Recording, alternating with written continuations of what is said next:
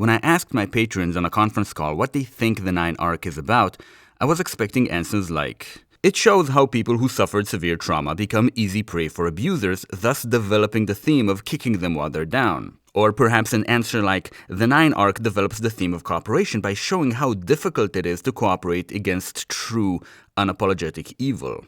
An answer I didn't expect, however, was that the 9 arc is about the power of friendship.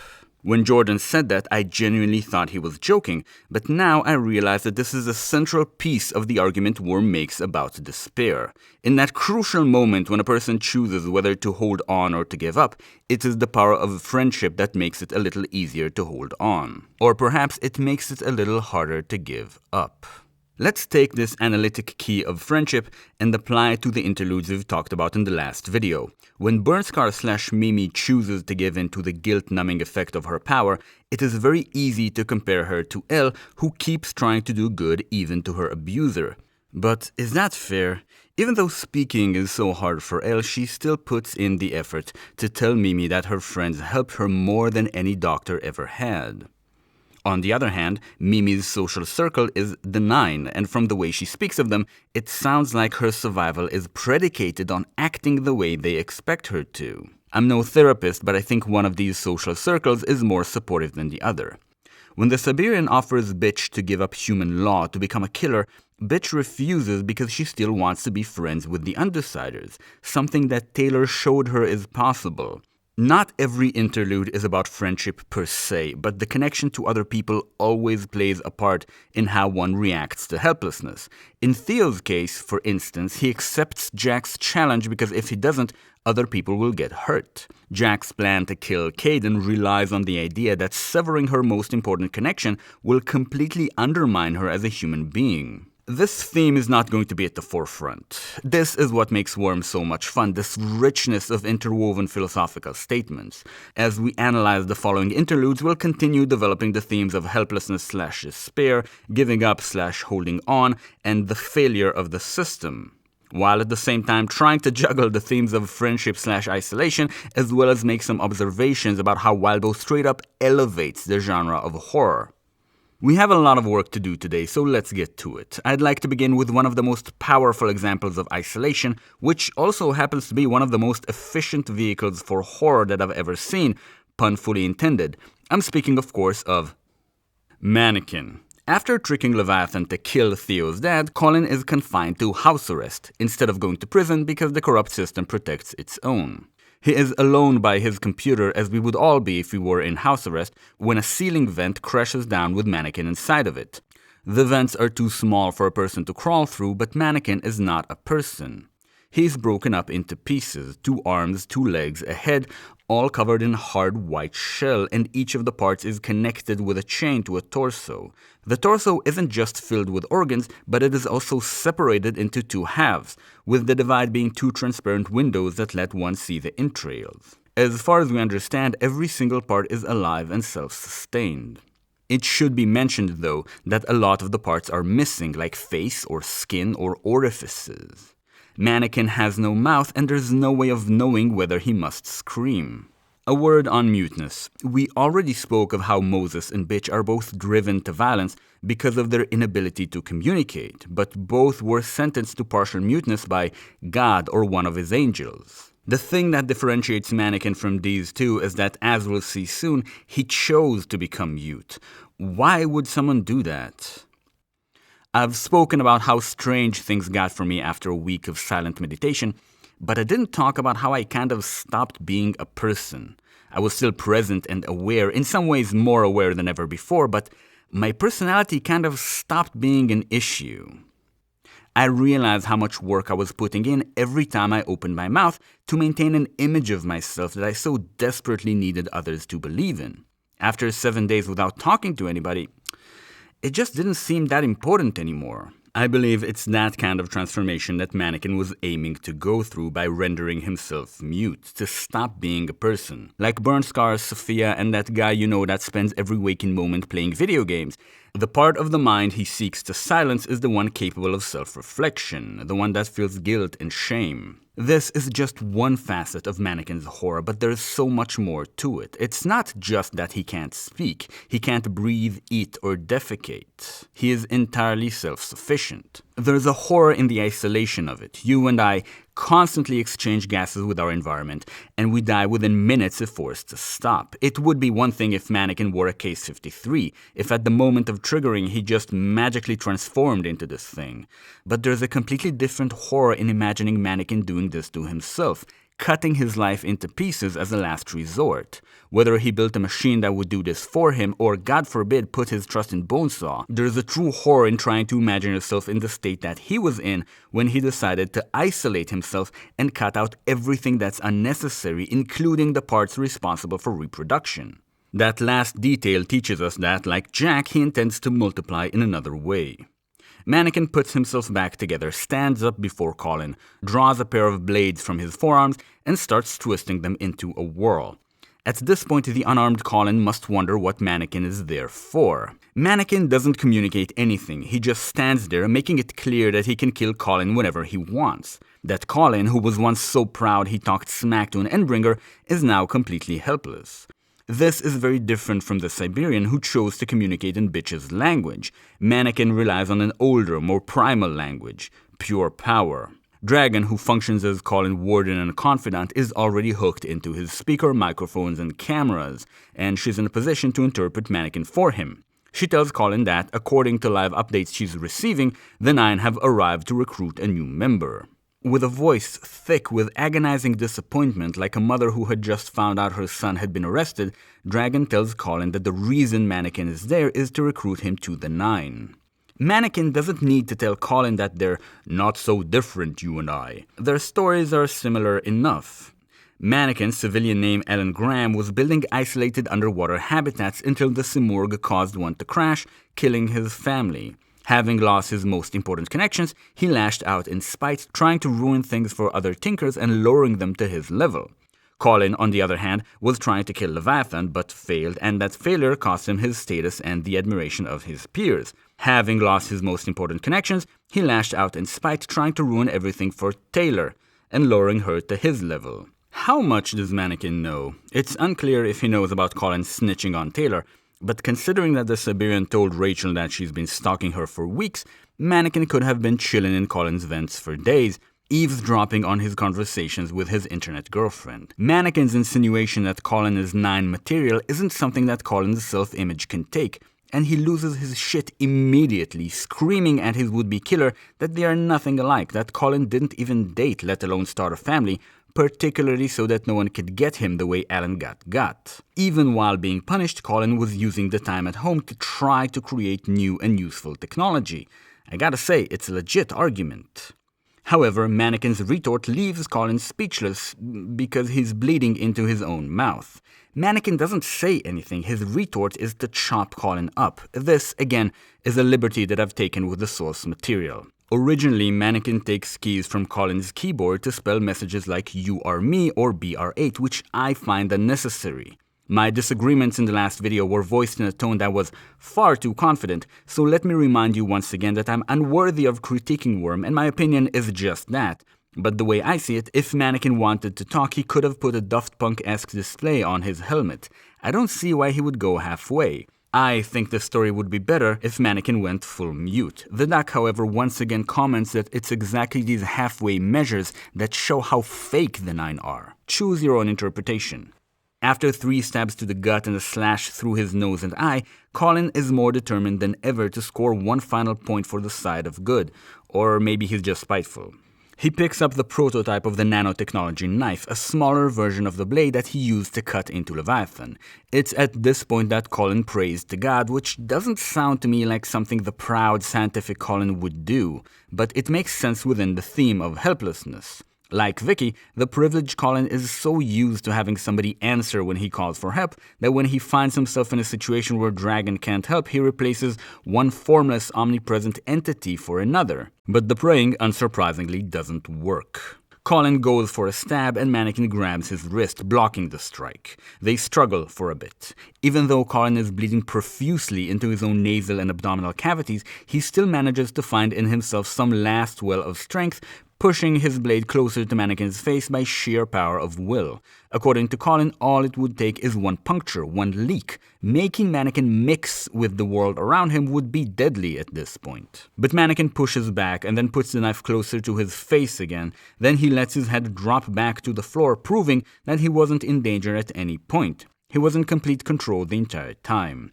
This is where Mannequin shows his parallels with Jack and Sophia, the way he seeds hope. This is nearly the exact same move that Leviathan used against Colin, which I think the book would be better without. Again, this is the opinion of an obviously lesser writer, but this is how I see it. The Nine are a step up from Leviathan, particularly because they care about what people think and feel. Leviathan was a step up from the cops and robbers stuff we had before because he actually killed and because of how unfair his very existence was. But he didn't care about human suffering, or did he? Is there a reason Armsmaster got meticulously bullied by Leviathan while dozens of others died in a single careless water echo tail whip? I think Leviathan should be one thing. Either he just kills and in that case doesn't bully Armsmaster, or he intentionally causes suffering, and in that case his whole thing should be grabbing one cape after another and snapping their bones in a way that won't kill them. As tempting as the latter is, the former leaves more room for the Nine to feel like a progression, so my recommendation for the next edit would be to cut away Leviathan's trolling, as wonderful as it is on its own. Anyway, Mannequin leaves Colin to bleed to death to the sound of Dragon screaming a heartbreaking, "Stay awake! I need you!" Fortunately for Dragon, Colin survives. When he wakes up, he discovers that in order to save him, Dragon had 3D printed for him some new organs and stuck them in his body. This is probably the most obvious demonstration of the power of friendship. We can assume Dragon would have been slightly less motivated to print the organs out for someone she wasn't that close to. Dragon calls Colin an idiot, which I think is how North Americans express affection, and lets him know that he was the first out of all of us to have an AI girlfriend. With that, the interlude ends. Okay, so here's a question. Did Colin give up or keep trying? Colin held on to his pride. He fought Mannequin with all he got, but this is going to be more obvious once we see how Taylor and Lisa react to the Nine, but even now we can tell that Colin reacted emotionally, not strategically. His reactions seem to be directed at protecting his ego, not his life. His monologue, super villainous by itself, was aimed to prevent Mannequin from establishing his own perspective as the true one. But does it matter? After all, Colin didn't accept Mannequin's invitation, right? Well, not yet. One could claim that Colin replacing the wet, naturally evolved machines in his stomach with artificially manufactured ones isn't that big of a deal. But as we've seen with Taylor and Alec, to lose contact with our own bodies is to lose contact with ourselves. We should ask, will Dragon's 3D printed guts allow Colin to have gut feelings? Will they give him hints when he is agitated or repressing anger? As we'll see soon, this karma of replacing parts of himself will make it easier for Colin to replace more and more of his own flesh with machines in the name of efficiency, a process that Dragon will object to at every turn. This is really important because it's exactly that worship of efficiency that makes Colin more like Mannequin. The only difference between them is how much of themselves they've sacrificed on the altar of that cold, thankless god. This, I think, is the true horror of Mannequin, illuminating that we too are capable of cutting out parts of ourselves that we think we don't need. When Alan Graham chose to dispose of his skin, lips, and genitals, he denied himself the ability to share a caress, a kiss, or an intense session of platonic handholding, respectively. You know, stuff that makes you feel connected to another human being. I think there's a parallel between Mannequin cutting out of himself the parts that can actually have fun and Taylor's workaholism, the way she slowly cuts out of her life anything that gets in the way of her career, first and foremost her relationship with her father. Physical isolation is so clearly tied to a social one, and like Mannequin, if we isolate ourselves from other people for too long, we risk losing the parts of ourselves that were sustained by the interaction with other people. But Mannequin's metaphor goes beyond making you feel bad for spending too much in the same isolated, darkened room. Mannequin is about trying to kill hope itself. He wanted a family once, and that was taken away, so now he kills the hope to ever hug his own children by cutting off his own genitals and skin. He kills that hope in himself, and then he tries to kill it in others, like Colin. Mannequin didn't so much kill himself as turn himself into something that is slightly less alive, and so it's no wonder that he doesn't heal from his trauma. I'm going to go on a wild limb and say that he probably isn't talking it out with anyone. I'm losing my mind over how efficient Mannequin is as an antagonist. In one interlude and 0 words, we are shown and not told how complete his evil is. He is anti-hope, anti-life, anti-God. Yes, I said it. We defined God as the result of our merging with other people, this medium through which our actions and words echo. And so by making sure that his only echoes are disasters, by making it impossible for himself to merge with the world, either through substance or words, Mannequin rebels against God. This is something that's common to a lot of members of the Nine, though the ways they rebel are different. Writing these segues is so easy because each member of the Nine is a foil to the next. While Mannequin focuses on a single person at a time, the next member hurts tens of thousands at once. While Mannequin is trying to diminish his ego, the next one tries to aggrandize it to an embarrassing degree. I'm speaking, of course, about Shatterbird. This interlude has so many interesting things happening in it. It communicates with so many other parts of Worm that I couldn't weave it into a single through line. So we're going to jump from one thing to the next, trying to cover everything that's going on here. Just before Shatterbird comes in and ruins his life, Hookwolf is overseeing the training of his gang, Fenrir's Chosen, and he really makes them work. It makes sense that if you are running a white supremacist gang, you'll make sure that your soldiers are physically capable and well-trained in violence, but that's not what Hookwolf does. The Chosen are practicing fighting with swords and shields, and are being driven way beyond the point of exhaustion, training for days on end. He goes way too hard. At one point he picks one of the trainees, Leia, who relies on her speed in a fight, and forces her to fight Cricket, whose power makes her even faster.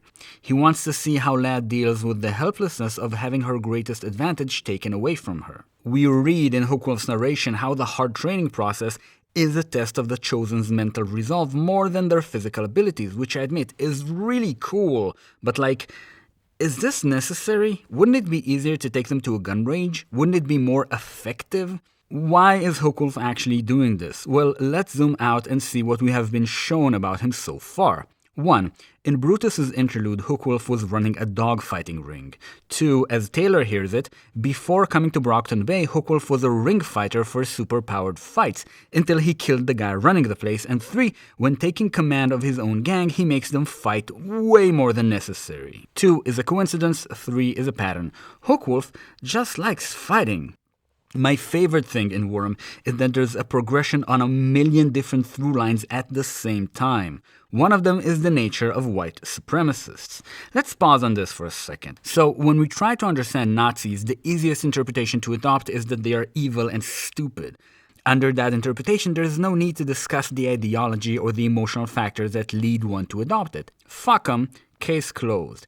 But that always seemed simplistic to me. My understanding of white supremacists up until my 30s was something similar to what's presented in Caden's interlude. They're not really bad people, they're just misguided and wrong, but ultimately they want to make the world better. It just happens to be that their plan to improve the world involves getting rid of certain people.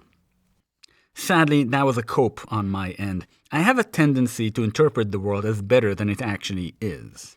My view changed after talking to people like Hookwolf, not superpowered murderers, people who claim to have some ideology, but as soon as you dug just a little bit, you realize that, like Hookwolf himself, the pretense is skin deep. It was all an excuse to fight, either with words or fists. Pretending to be a Nazi is actually worse than being a Nazi. At least genuine Nazis care about something.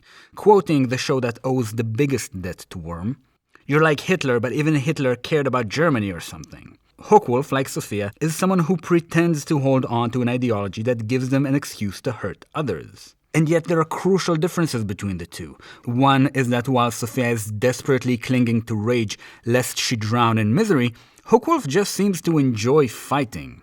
The second difference is that while Sophia seems to enjoy hurting people and uses fighting as a means to that end, Hookwolf enjoys the fighting itself, which is a different thing. Still a horrible thing, but one that, for me, is much easier to understand. I talked about fighting a couple of times in this series, and I've always put it in a negative light, because it is a bad thing. I want to make it clear, I'm not telling you to get into fights with people. It's a horrible thing to do, and you shouldn't do it.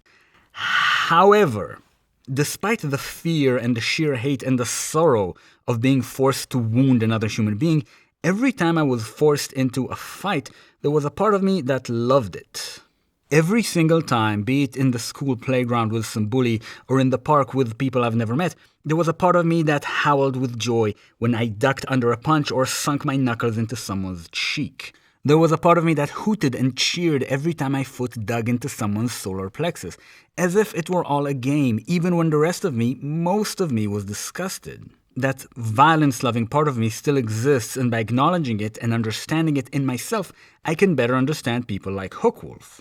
Because it's easy to imagine such a person exists, someone who has a bigger violence-loving part in their brain than I do and abides by it. It's easy to imagine how someone like that would gravitate towards an ideology that demands they fight all of the time. Walpo develops my naive model of the white supremacist into 3 different models. The future of our children, with Caden, looking for an excuse to fight, with Hookwolf, and things are unfair and I need someone to blame, with Crusader later on. I'll probably not come back to this, so if you have any questions about National Socialism, it's probably better to ask them now. Yes? Yeah, I've got a question. What is it? A statement communicating a request for a specific piece of information, but that doesn't matter right now. Oh, fuck off. Wait a second. Aren't you that Goblin Filth guy? I decommissioned you as a character specifically because viewers thought you were an insert for them. Oh, no. I'm not a self-insert for them. I'm a self-insert for you, expressing opinions that you aren't comfortable expressing. That's, not true. Anyway, what's your question? Is Sophia a Nazi? What? No, she's black. Sure, but aside from the skin-deep differences, Shadowstalker, whose initials are SS, has a last name that also has 2 S's in it, and also happens to be the same surname as appointed Deputy Führer Rudolf Hess. She has a very similar mental makeup to Hookwolf. Ideology is an excuse for recreational violence, and also, she does prosecute the Jews. What? Nobody's mentioned to be Jewish in Worm. Do I really have to spell it out? Okay. Taylor is obsessed with learning, neurotic, has curly hair, argues all of the time, and her last name, Hibbert, is literally 1 letter away from being an anagram of Hebrew. Something that I know for a fact Walbo was aware of, because this is alluded to in the text. I'm putting some spoilers on the screen. Don't put spoilers on the screen. How? Furthermore, Taylor's character is constantly under the interpretational tension of whether we should see her as an innocent victim, or is she in fact manipulative and treacherous. Who does that remind you of? Okay, that's enough of that. Goblin guy, everybody. I have no idea what that guy is talking about. I'm literally you doing a funny voice. Anyway, Shatterbird makes an entrance. Just as Les steps up to fight her, Cricket says that something's off. Her sonic power alerts her that the glass is singing. Then all of the windows explode and everyone but Hookwolf drops to the ground, bleeding. Shatterbird's power is vitrokinesis, the ability to move glass at a city-wide range. Basically the same effect as someone singing and causing wine glasses to break.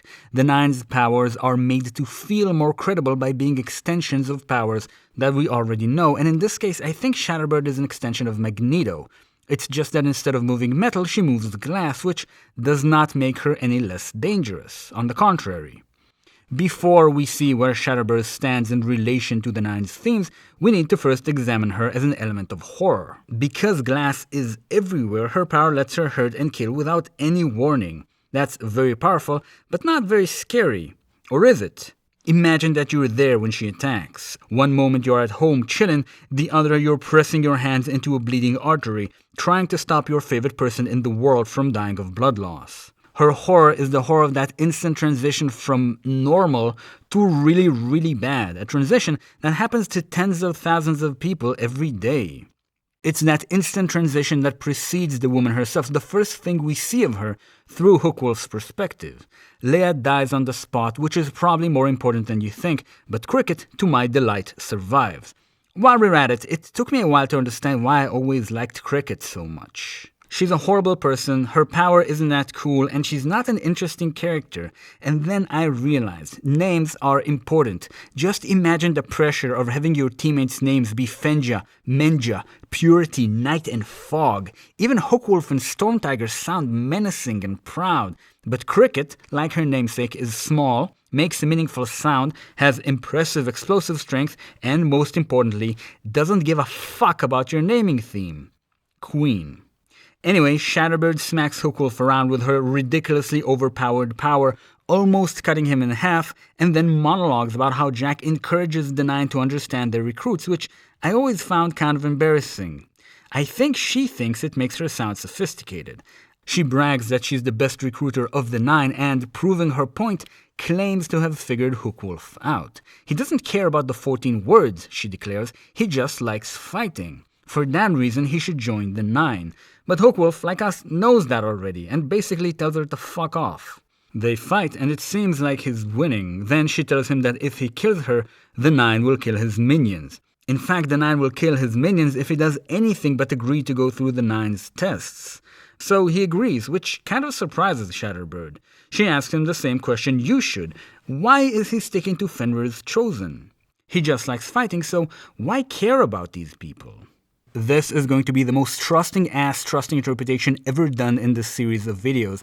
And if you think that's bad, just wait till we get to Amy. But I think Hookwolf protects these people for the same reason that he forces them to spar for hours. He could have climbed higher up Brockton Bay's hierarchy without all of this nonsense. But he likes them. He makes them fight because he wants them to be happy. In the same way that I want all of my friends to write because I like them, even though writing is a lot of suffering, so does Hookwolf take his Chosen through the gauntlet of martial arts training because that's what he would have liked someone to do for him. Because he knows that despite all of the suffering, there is a joy that can only be achieved by being taken to your limit and then keep going. And that is the true horror of Hookwolf. I don't know if any of his recruits want the same thing that he does. I'm pretty sure the dogs didn't, even if he imagined that they did. Heck, a part of me will go as far as to say that when Taylor was lying there, helpless between him and Stone Tiger, he wasn't so much looking to torture her as trying to see if the extra pressure will get her or the Undersiders to exert themselves. And it did. Do you think Brian would have managed to shoot the valve off of the oxygen tank if the life of his crush wasn't dependent on it? Do you think he would have even tried? Again, this is an extremely trusting interpretation of Hookwolf, and I'm not sure it actually holds. Let's retreat to safer ground and talk about the Nine's themes. Does this interlude have anything to do with transformation or being made to give up? In the first draft of this essay, I wrote that this interlude simply abandons these themes, but now I think it digs into them hard. Hookwolf has been transformed into the most self-replicating ass self-replicator more than any of the Nine. He takes the Chosen and instills in them the pure love of fighting. Why? Because he cares. Even though his honor demands that he kill Shatterbird, even though survival would dictate that he leave Brockton Bay, he swallows his pride and pretends to agree to the Nine's challenge for the simple reason that it will buy his minions more time. Compare Hookwolf's quiet dignity with Colin's fragile pride. The way that Hookwolf can pretend to accept the Nine's offer while Colin can't stop himself from screaming at his almost murderer. What's the difference between them? Hookwolf has the Chosen while Colin has Dragon. Isn't that the same? Nope. Up until Dragon literally screamed it at him, it's safe to assume Colin didn't know that Dragon needed him. Hookwolf, on the other hand, knows that his chosen people need him. I said that friendship comes into play at that moment when you need to choose whether to give up or hold on, but there are many different ways in which it comes into play. One of the ways your friends make it harder for you to give up is by needing you. When you don't have the strength to hold on for yourself, you do it for them. This is another thing that Hookwolf and I have in common, and though I still hate him, I like him way more than I like Shatterbird, that joins the Nine because she wants her name to be remembered, recruits the most boring recruit because she likes the title of best recruiter, pretends to read novels so that people will think she's smart, and regularly stabs tens of thousands of people because her parents didn't hug her or some shit. Hookwolf's interlude stands out from the rest. Hookwolf is never helpless, and so his refusal to give up is not very impressive. His transformation is not as memorable as Mannequin's, particularly because we know so little about what made him the monster that he is. Also, it's not really scary as a read. It won't cover you in cold sweat. I think this is supposed to be a rest, a sort of pit stop, because the next interlude not only dives into helplessness so deep I repress it every time I read it, but it also demonstrates some of the most terrifying transformations, as well as just being written to be a piece of excellent self-contained horror. I'm speaking, of course, of Crawler. Before I even knew if I was going to make a video series about Worm, I knew that I was going to make a video about this specific chapter and the exemplary technique that it exhibits. If you've ever thrown a passing glance at a poster for a horror movie, you probably know that horror is deeply reliant on missing information. A monster, the focal point of the horror, is often not shown, only heard. Sometimes a monster is neither shown nor heard, but leaves strange, unfamiliar tracks. We're going to see some form of lacking information in any piece of horror media we analyze. To quote Tame Impala, the less I know, the better. As long as it's not nothing, it has to be something. At this point, we might feel like we figured horror out, right? Where can we take this? This is a question that bothers me as someone who loves writing horror, and so from that perspective, I want to dig in and see what we can learn about the genre itself. The first thing that we see from Dina's eyes is her view of reality. Like Coil, her reality is not singular. Unlike Coil, instead of two, she sees a near infinite number of branching realities, which again supports the many worlds interpretation. We're later going to see evidence supporting a single timeline, but for now we're following the evidence that we have. In Dina's view, all of the branching realities start in the now and end in her death in that specific timeline. The distance to her death changes in every timeline, but this morning in particular, there seems to be a lot of realities in which she's going to die very soon. She uses her power to estimate and gets a precise number. 43% chance she would die in the next 30 minutes. The chance was steadily ticking upwards with each passing second. The reader is overflowing with questions. How? Why? And most importantly, who? Dina uses the limited freedom she has as Coil's captive to walk from her room in the underground bunker to Coil's office, walking in as he's talking on the phone. A small caveat from the theme of horror to talk about the joys of hyperdensity. Coil is going to say something on the phone, then hang up and talk to Dina. What would you write him saying here if you were the writer to condense as much meaning, interest, and perspective clash into one single line? Here's what the author did. We want a replacement for Alea the moment they start recruiting again. With 13 words, Walbo lets you know how interconnected and simultaneous this all is. How, as Hookwolf was seeing Leia as a kindred spirit which he rewarded for her kinship by having her spar with Cricket, she saw him as an enemy to be betrayed. But Dina doesn't see any of that. She's just waiting for Cole to finish speaking, not interrupting him even though every moment she waits, her chances of survival grow a little slimmer. We know, of course, that Dina had been kidnapped by Cole and forced to become addicted to drugs, which is, horrible, but it's the little things through which we see the depth of the damage. Cole hangs up and Dina tells him the probabilities of her dying, saying a slightly higher number than before. And so begins Cole's game of 20 questions, with the prize being his life. Let's read some of this short and beautiful dialogue, and as we do, I'm going to request two things from you. One is that you pretend that you know nothing about Crawler. Another is that you squeeze every drop of information you can from each and every line. If you're confused, stop and think of why. Pause if you need to. I'm not going to interpret each of these lines. 44% chance I die in the next half hour. Coyle stood from his desk. How?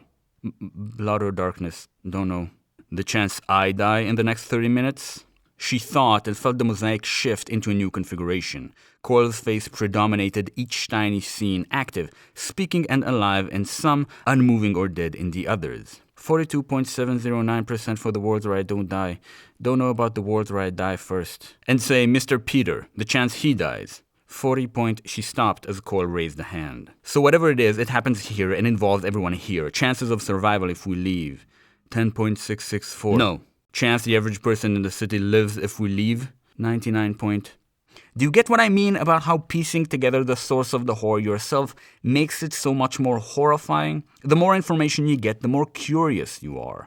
Whoever's coming is so powerful that they can just kill everyone in the bunker with dozens of armed soldiers and at least 3 supervillains on site. But you have no idea what their power is, and in Worm specifically, it could be anything. This is something I realized while writing this. Shrouding your monster in darkness makes it scary, but it can get boring fast. If you want to maintain the tension, you need to keep giving out information. What information specifically? The kind that gives rise to even more questions. If you want to make it even more interesting, add some interpersonal conflict. Dina asks for her candy, which is the nauseating euphemism Cole taught her for drugs. And here we not only dive into that trademark Wildbow helplessness, but develop it. Cole didn't get Dina addicted because he likes it. Well, he probably also likes it, but his main motivation was to gain access to her power and to get her to squeeze more out of herself than she otherwise would. Overusing her power causes her excruciating pain, and it's in Coil's benefit to have her abuse her power on a regular basis. Coil isn't just her captor and abuser, he has taken himself a level beyond that. He put her in a position where she regularly inflicts pain on herself by his command. Psychologically speaking, it's hard to overstate the difference between inflicting pain on someone and making them inflict it upon themselves. 12-year-old Dina is so used to seeing her own suffering as meaningless that even as she tries to justify her claim for candy, she frames it through Coil's needs. Please, I've been using my power a lot. I'm going to get a bad headache and then I won't be useful to you. But Coil can't have her doze off in euphoric haze before the crisis is averted, so he says this: "No, Peter isn't here to administer it and won't be until this situation is over." Did you catch that? A moment ago, Peter was the test case for someone else in the compound, but now he is suddenly unavailable, so he can't give Dina what she's asking for. Dina sure as hell doesn't catch that, and we realize the depth of the control Coil has over her. It's hard to think when you're high, in pain, or expecting to be one of those very soon, and so Coil can get away with lying to her face. I said it once and I'll say it again. The charm of this is that the reader can choose not to think about these things and still enjoy the book, but the more you think about it, the more you enjoy the reading experience. Sundancer and Trickster join in, and in the conversation between them we discover what the intruder's power is. The intruder, marvelously named Crawler, is a super powerful regenerator, but more than that, every part of him that's destroyed comes back stronger and weirder. That sends him on a spree to get as hurt as much as he can, so he can become as strong as he can, which complements the theme of transformation as well as the new theme of self-inflicted pain. It's easy to forget this when we think about it in technical terms, but every time Crawler throws himself into a fire, he feels like he's being burned alive, which for most of us is more painful than the most painful thing we ever had to endure. This is not an easy thing to do. But the pain isn't the last of poor Crawler's problems. He also becomes immune to whatever is hurting him, so in order to keep getting bigger and stronger, he has to look for new superheroes and villains and force them into trying to kill him. Or another theory is that the reason he does all of this is that he wants to die. I'm not projecting, you're projecting. At this point, we're starting to get what he is, just a really strong and durable guy constantly mutating into an increasingly monstrous form. We don't know exactly what he looks like, but in the world of Worm, classifying him as a brute eliminates so many possibilities that he's not nearly as scary as he was before. This is similar to the problem we have at the ending of a horror movie. The monster must be shown at some point, but showing it is often so very disappointing, a drop in tension. So it's exactly at this point that Wildbow adds a new unknown, a new source of horror. Dina says that given the opportunity, there is a 93% chance that Crawler will go straight for Noelle, a member of the Travelers that we've never seen before. Also, if they just let Crawler have a go at her, there's an 81% chance Cole and Dina survive the next hour, which sounds great. I guess Noelle will just tear him apart?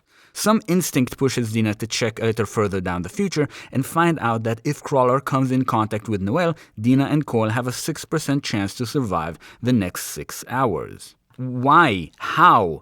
Will he agitate Noelle, making her kill everybody, or is it some side effect of her power? Coil urges Dina to use her power in truly the most powerful way, to pick a future in which they didn't die, zoom in on it, and see how they've survived.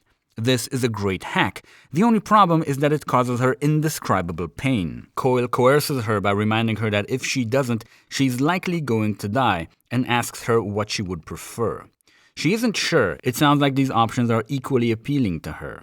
Dina wonders about the chances that if she does die, she'll go to heaven. Her power sadly can't provide answers for that, but it can tell her what are the chances that she'll go to hell. Coil makes it very clear that if she refuses and they still somehow manage to survive, he'll make her go cold turkey on her candy, which is bad enough by itself, but a side effect of her power is that the suffering will be multiplied by her seeing herself suffering in the future.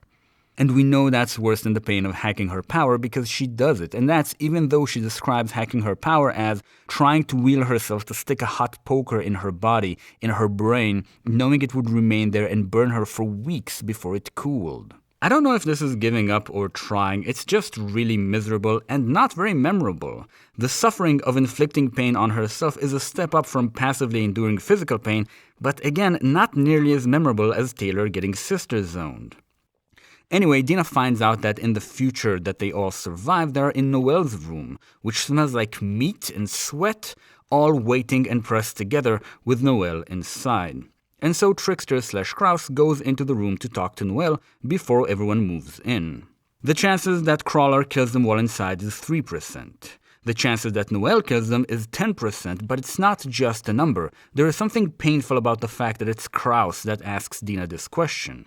That even though Noelle trusts him so deeply that he's the only one that can calm her down, he doesn't trust her at all. But it's their best chance to survive, and so Coyle, Dina, and the Travelers enter.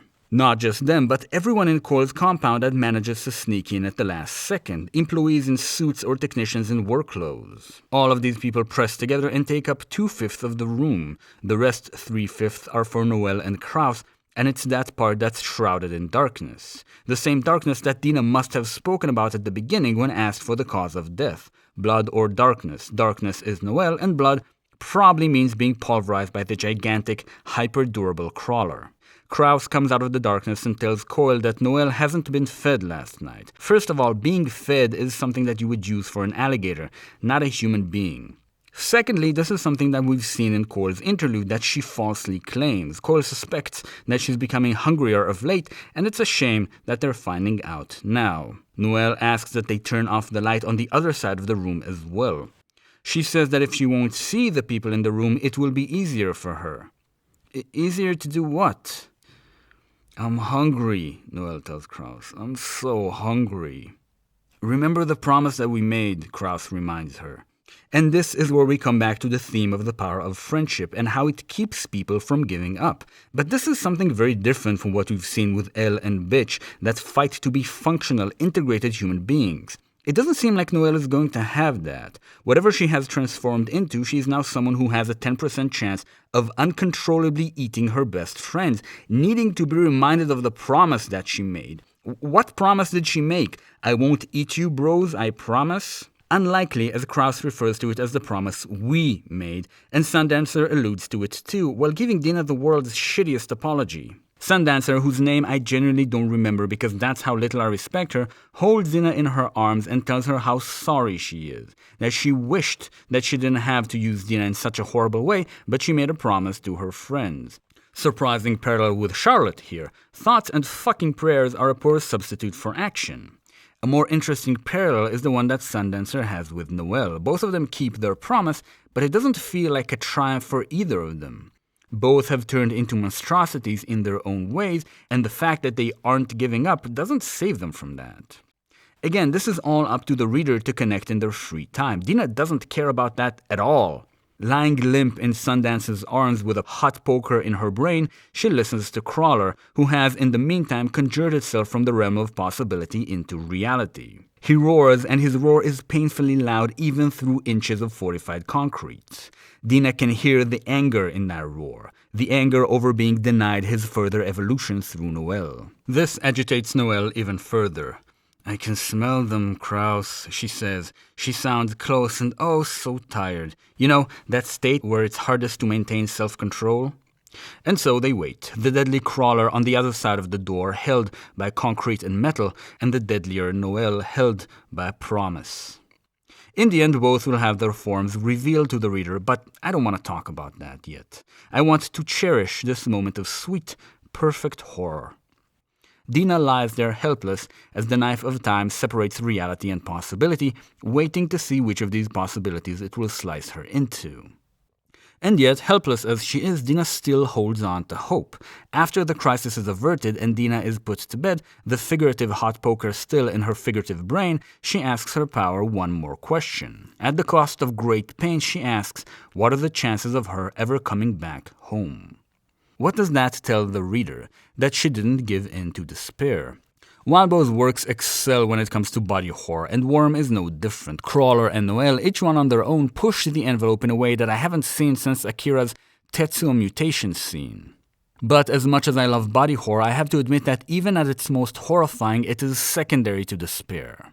After delving so deeply into body horror in this interlude, the author abandons it completely in order to focus entirely on the fear of despair itself. And when I say despair itself, I mean fear of the emotion, not of the circumstances that cause it. How can these be separated? Prepare for one of the most horrifying concepts of all times, one that you should cherish, may or may not be a reference to Buffy. So after the last video, Wildbow himself commented on my synopsis, correcting the ambiguity in my writing by making it very clear that he never regarded Donald Glover as an influence and only expressed a deep appreciation for his ability to create art in many different formats. Being corrected by this author was genuinely a great honor, but not one that I would like to repeat. That's why I went back to the Doof Media interview and made sure that Wildbow really was a big fan of Buffy, even from season 1. I think this is something that is very evident in Wildbow's supernatural works, Pact and Pale, but there are signs of it in Worm, too. When I watched Buffy for the first time, I was probably 8. I didn't have the English to get any of the puns, nor the media background to get the references, but I still remember me and my sister laughing our asses off together, or sitting at the edge of the couch in tense silence. There was something in Buffy that drew you in. Unlike the overly dramatic vampire stories of the time like Blade and Interview, the friendships felt real and fun. The problems were real human problems. I think Buffy was the first piece of media I ever consumed that had parallels that I could follow. First of all, the supernatural itself being analogous to all of the things that an ordinary teenage girl goes through that only her and her closest friends know about, but also smaller stuff like how the night Buffy holds hands with her boyfriend for the first time, he transforms into someone who looks the same but is a total asshole. Or how when Buffy's mom tells her that prom isn't the end of the world, she's literally wrong. This is similar to what happens in Worm. You didn't need me to tell you that the powers are a metaphor for the effects of trauma. It is interesting, however, to notice where Worm diverges from this formula. At first, I thought that Buffy shows ordinary relationships in supernatural circumstances, while in Worm, both the circumstances and the relationships are unnatural. Thinking about it a little more, I realized I was wrong. The relationships in Worm, I think, are meant to be realistic relationships between people who suffered severe trauma. Everything in Worm is designed to give the viewer a deeper understanding of what trauma does to a person and what the journey of the traumatized person looks like as they try to go through life. This interlude is one of the only chapters in Worm where we get the Buffy-esque normal relationship in a monstrous situation, which, coupled with the way Cherish is introduced, makes me think of her as a deliberate reference. Let's dig into this chapter, but before we do, huge thanks to commenter Leech or something 1437 who put me on the right track for this with his comment. The first scene in Buffy shows a girl, frightened, asking her hand-holding partner if he heard something. He shrugs, saying that he doesn't hear anything, and while the 1997 viewer expects the vampires to swarm out of nowhere and eat the couple, the girl reveals that she, in fact, was the danger all along, does the vampire face and bites the guy in the neck. With Cherish, we get something similar. We start with a teenage girl, a streak of red in her hair, walking alone in the rainy streets of Post-Levath and Brockton Bay. The difference is that with Cherish, we get a trickle of hints that something is wrong, that she's not in danger but is the danger. She walks around unhurried until a man in military gear stops her, probably on duty for some official peacekeeping force, telling her the streets are dangerous for a pretty young woman and that she should let him give her a ride somewhere safe. There's a lot to analyze here, like how Cherish is hung up on the fact that this 40-something man calls her pretty, or her passing thought about how she never actually saw Christmas lights tangle. Suffice it to say, the narration hints at an emotionally absent father. I don't want to analyze this because there's so much theory to talk about, only to remind you that a slow reread is probably worth your time. Anyway, Cherish gets into a car with the man, casually tells him that she's one of the Slaughterhouse 9, and as she is alarmed, she uses her power to take that alarm and wrench it, augmenting it until the man crumbles with fear. On the theme of transformation, it's important to note that Cherish doesn't engender a whole new emotion. She works with what's already there. She makes her way to Alex's hideout, using her extremely overpowered sensory power to recognize him by his emotional signature. As she arrives, she kills the 2 plainclothes Coil soldiers guarding the house in truly one of the most horrible ways I've seen. She's taking whatever despair exists in them and magnifies it until they can't help but kill themselves. We have a tendency to see the powers in tactical terms, but I ask you to stop, to imagine what it's like. Think of that one time that you were actually close to a pit of despair, to giving up for real. My apologies to the one viewer in the crowd that never considers suicide, but the rest of us, watching a deep dive of Worm or God forbid writing it, I'm going to assume we all remember what it was like looking down from a bridge or holding a bottle of pills in your hand or making sure that the blade is sharp enough to get the job done. If you've felt that feeling, conjure it for me for a second, will you? That dark, cold bitterness? Now imagine it magnified tenfold. This is the weapon Cherish uses, despair itself, and she does it with ease. Like Coil, her lack of empathy doesn't come up in the way she thinks about these actions, but in the way she doesn't. She enters the house to find her little brother and 3 minions who are under his perfect control. This is Worm, so of course the first thing they do is inform the other that they have new names. Alec instead of Jean-Paul, Cherish instead of Cherish. One must wonder, what is it that made these 2 siblings change the names they were given by their father? Also notice that Alec still has a civilian name, while Cherish doesn't. They get into a tug of war, both applying their power on Alec's minions. He controls their muscles, but she controls their emotions. These mute minions, like Mannequin, invite the reader to conjure up the horror by imagining what it's like to be in their shoes. To feel the worst despair their body is capable of, while not being allowed to end their own misery. Seeing that their powers are at a stalemate, the siblings start something that sounds, to me, like an almost normal conversation. Alec asks Cherish how their father is doing, and she tells him. Let's dig into her response. Unfocused. For the longest time, I thought he was building up to something. Lots of kids, ensuring they had powers. Thought he tried to topple the other gangs and become ruler of organized crime in Montreal. But it didn't happen. I got fed up, left. The manner of speech is normal, but the content isn't. When she says, I thought he was building up to something, she says that he didn't even tell her what the plan was and she was too afraid of him to ask. When she said that he made lots of kids ensuring they had powers, she talks about how he intentionally traumatized his own children in order to get them to trigger.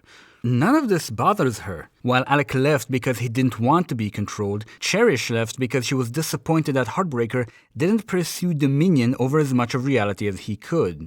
Well, not just that. You see, when Alec left, things got harder for the rest of Heartbreaker's children, which I assume means really hard. Cherish ran away, but every time she stopped somewhere, she was soon found by one of her half-brothers, so she finally decided to join the 9. The strange thing is that even though she claims that the 9 are great, that they have her back, and that being with them is so interesting, at the same time she's still spiteful, and I mean like masterclass in spite. In order to get back at her brother, Cherish nominated him to the 9, but according to her, because of internal 9 politics, that means that they're just going to try and kill him. In conclusion, she says, now we're even.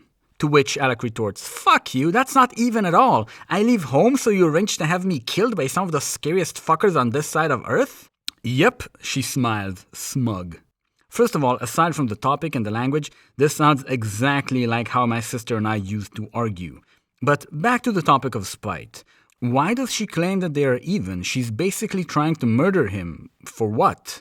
Not for running away, but for being better at it than she was. Back to Cain and Abel. Cherish tried to run away but couldn't. She had to join the 9 so that her family would leave her alone. But the 9 are as bad as her family, if not worse. We haven't been informed of this yet, but at this point in the story, they had already tortured her for days upon days.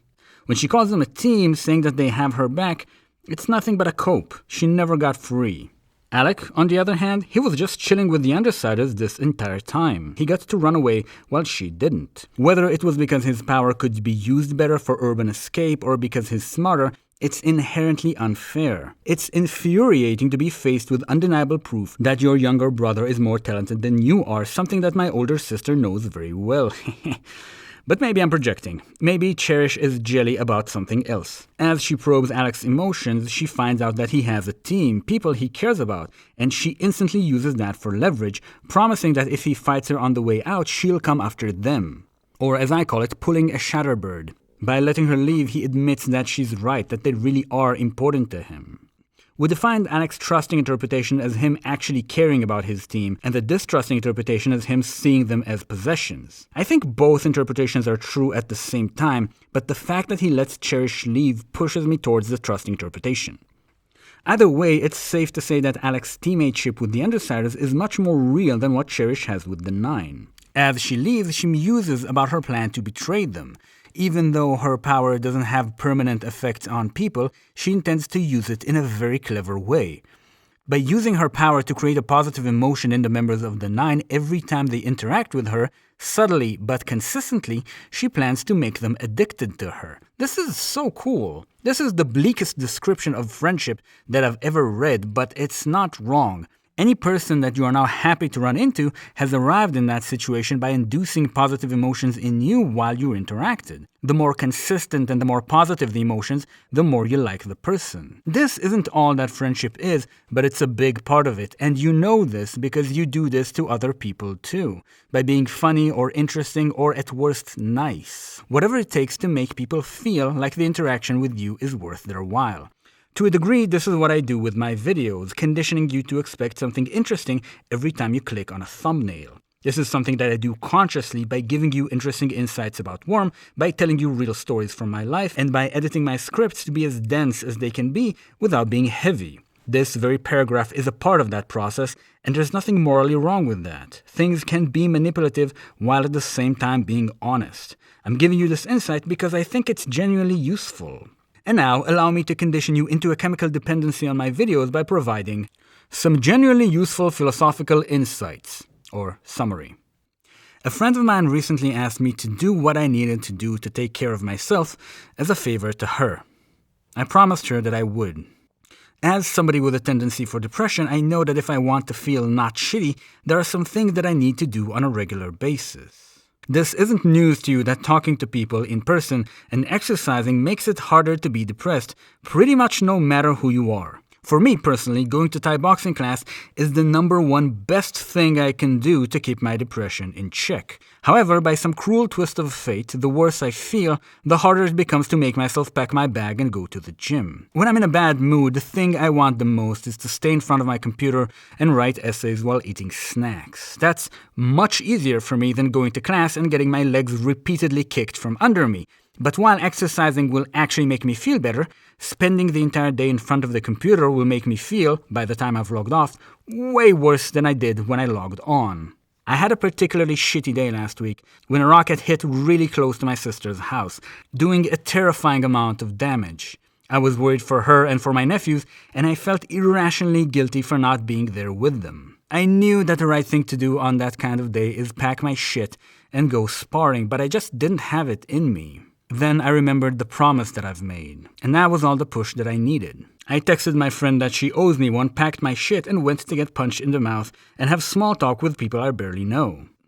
Would it be better to have big talk with close friends? Sure, but I moved to a different country recently, and as nice as it is to not get bombed, all of my close friends are ironically far away. But this is where Worm's message is relevant. And that message is that it's not just close, trusting friendships that support you. Partial, half-close friendships are also important. This is why we're following the Undersiders and not Faultline's crew, because people who have gone through severe trauma often suck ass at being smooth, and it's hard for them to form stable friendships. For people like that, who am I kidding? For people like us, it's tempting to see ourselves as self-sufficient, as not needing anybody. There's something embarrassing about admitting that you need other people in order to function. It's cringe.